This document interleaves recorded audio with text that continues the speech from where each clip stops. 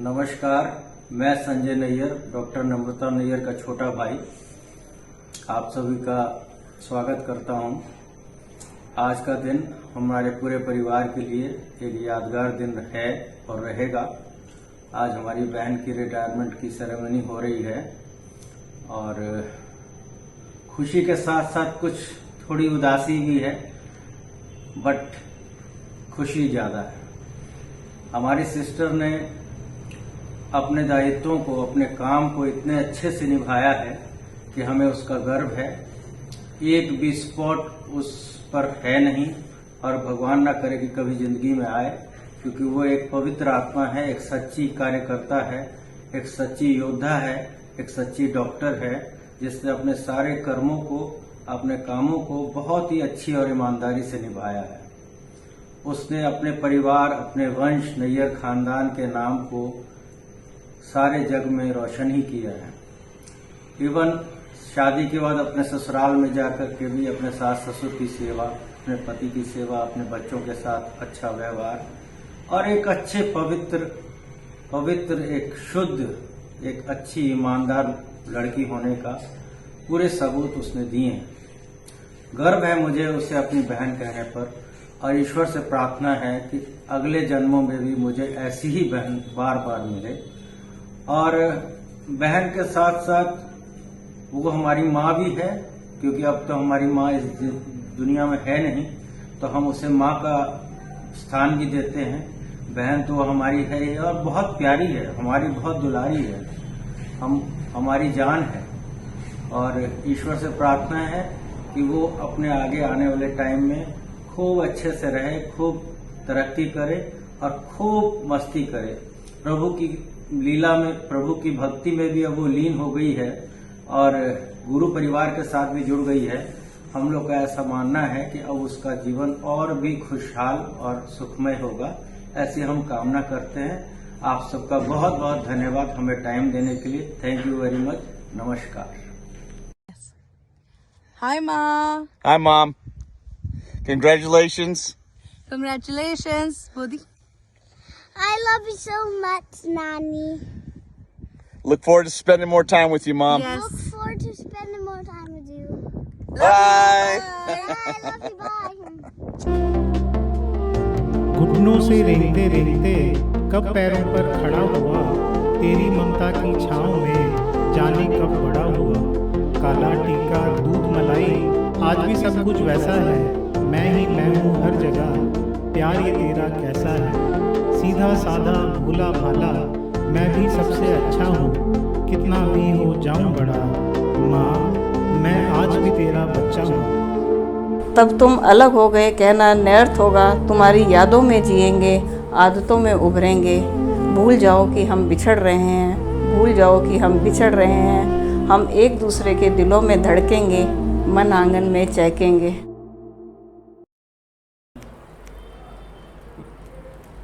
कहाँ से स्टार्ट करें? फ्रॉम ज्वाइनिंग, बिगनिंग,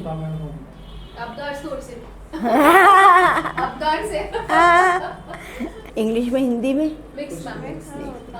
हाँ। तो मेरा बर्थ पंजाब में हुआ एंड बाकी I am brought up in Bihar.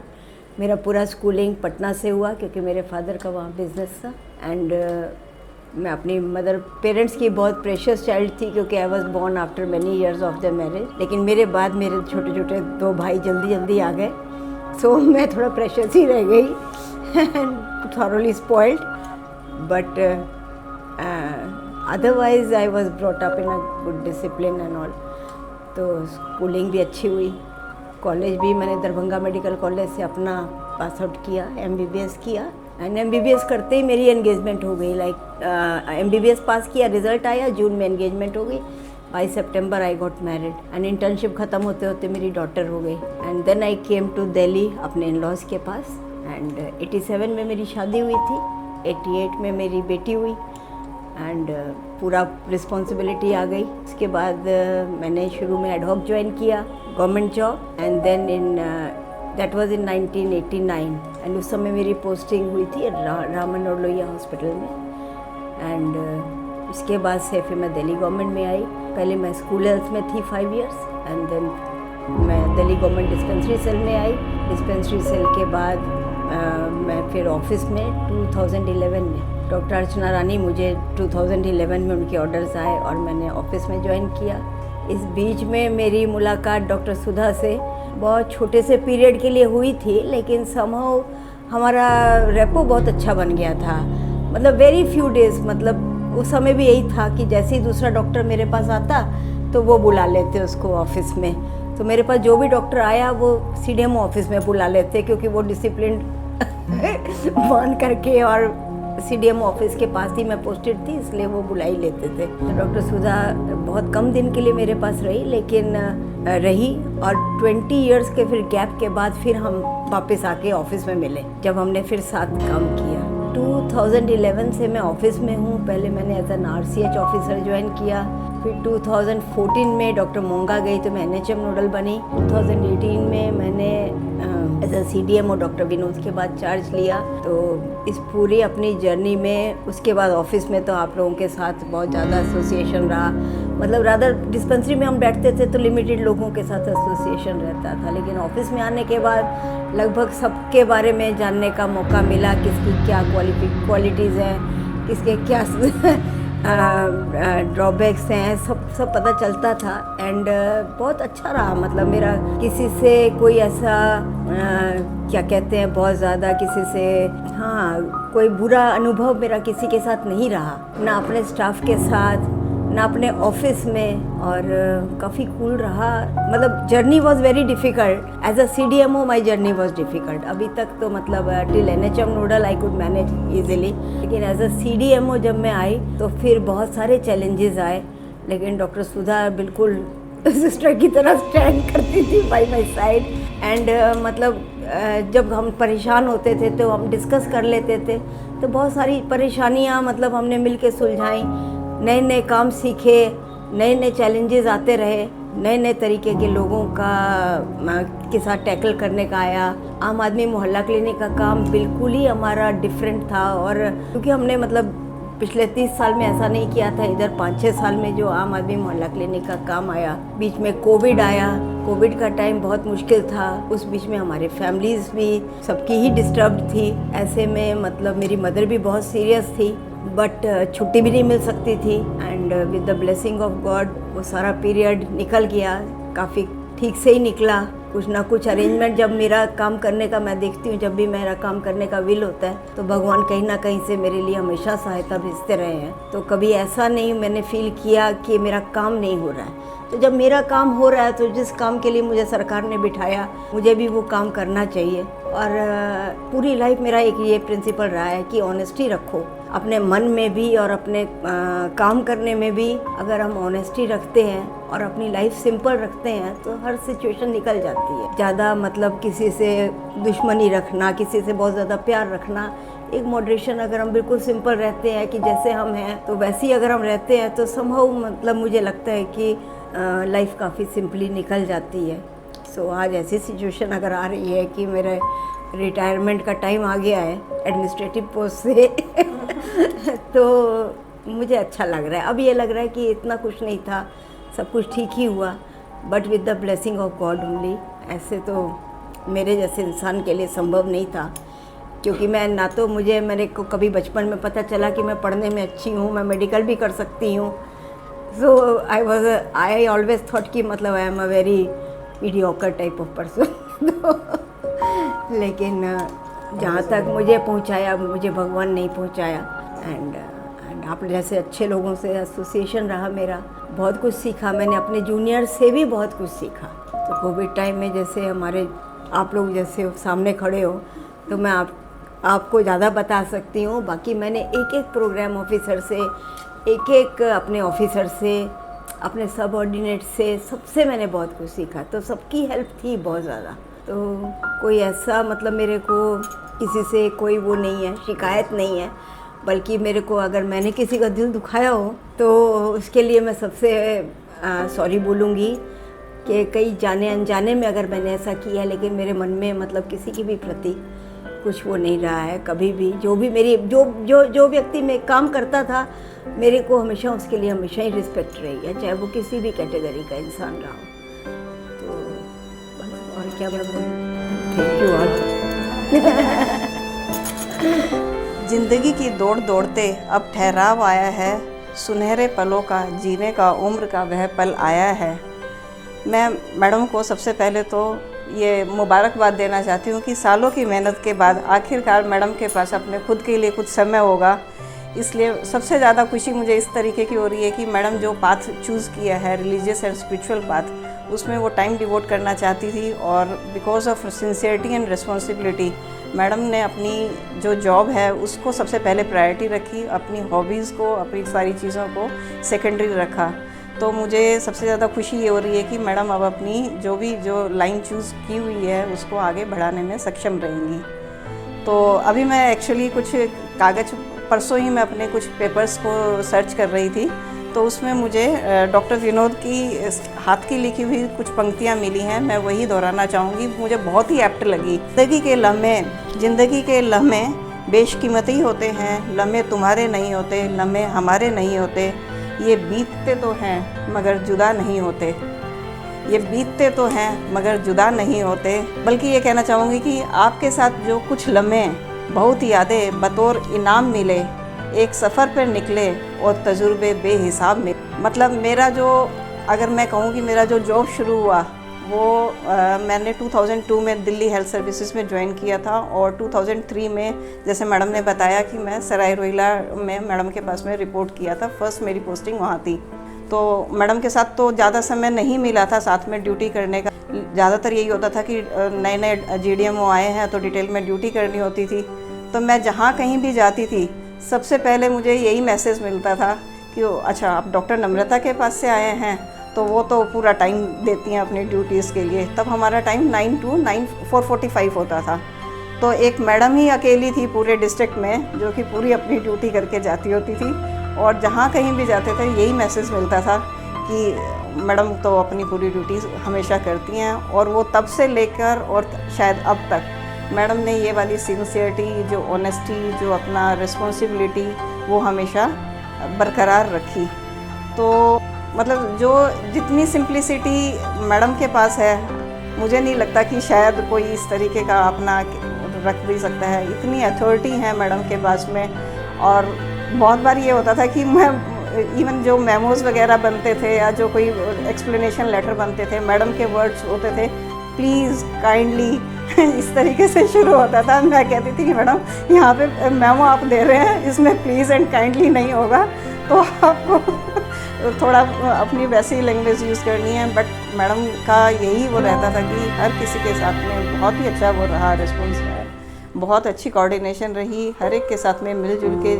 और इतनी मतलब कोई डिफरेंस नहीं था, कोई अपने आप को मतलब डिफरेंट पोजीशन पे अपने आप को उन्हीं के साथ समझकर सबके साथ में मिलके चल के काम करने की जो मतलब जो लेसन मिलता है, मैं तो ये कहूँगी कि मतलब वी शुड टेक इट कि how we can be so simple, authoritative होते हुए भी हम अपने काम इतने अच्छे से कर सकते हैं। तो डॉक्टर विनोद की जो कुछ पंक्तियाँ थी उसमें लिखी हुई, वो मैं एक बार बोलना चाहूँगी। भूल जाओ कि हम बिछड़ रहे हैं, भूल जाओ कि हम बिछड़ रहे हैं, हम एक दूसरे के दिलों में धड़केंगे, मन आंगन में चहकेंगे। हमारी बहुत सी बातों में तुम्हारा स्टाइल होगा, हमारी बहुत सी बातों में तुम्हारा स्टाइल होगा। यादों के दफ्तर में मन के कोरे कागज़ पर संबंधों का आलेख फाइल होगा। कहीं गरिमा की शाहियाँ फैली होंगी, कहीं त्याग की रसीदें लगी होंगी, कहीं शिकायत के रजिस्टर होंगे। अनगिनत फाइलों में किसी न किसी पन्ने पर तुम्हारे हस्ताक्षर होंगे, तुम्हारे प्रस्ताव होंगे, तुम्हारे अनुमोदन होंगे। क्या करूं कि दुविधा की कटिंग होगी, क्या करूं कि दुविधा की कटिंग होगी, बिगड़ी बात बनाने की ओवर राइटिंग होगी। लोगों के जहन में तुम्हारा मूल्यांकन होगा, लोगों के जहन में तुम्हारा मूल्यांकन होगा। हमारी बहुत से शब्दों में तुम्हारा अर्थ होगा। तब तुम अलग हो गए कहना नर्थ होगा, तब तुम अलग हो गए कहना नर्थ होगा। तुम्हारी यादों में जिएंगे, आदतों में उभरेंगे, भूल जाओ कि हम बिछड़ रहे हैं, भूल जाओ कि हम बिछड़ रहे हैं। हम एक दूसरे के दिलों में धड़केंगे, मन आंगन में चहकेंगे। अभी तो फ़िलहाल मैं इतना ही कहना चाहूँगी कि मैडम का और मेरा जो साथ है, मतलब ऑफ़िस में आने के बाद तो हमने मतलब जितनी बातें शेयर करी है, चाहे वो ऑफ़िस की हैं, चाहे वो घर की बातें थी, और बहुत जगह ऐसा लगता था कि काफ़ी ज़्यादा सिमिलरिटी मिलती थी हमें अपनी डिस्कशन जो है हमने अपनी बातों में, तो दिल भर के हमने अपनी सारी बातें की हुई है और बहुत उसको मैं बहुत ज़्यादा मिस करूँगी। ये तो मैं कहना चाहूँगी कि वाकई में बहुत ज़्यादा मिस करूँगी इस बात को। Thank you.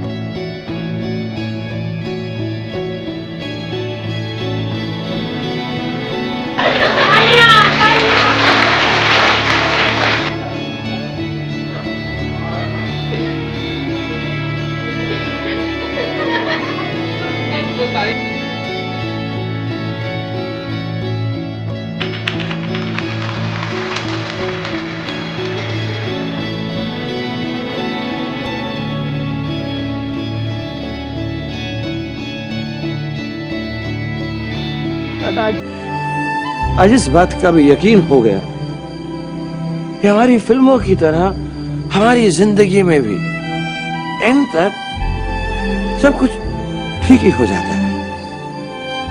हैप्पीज एंडिंग। और अगर ठीक ना हो तो वो दी एंड नहीं,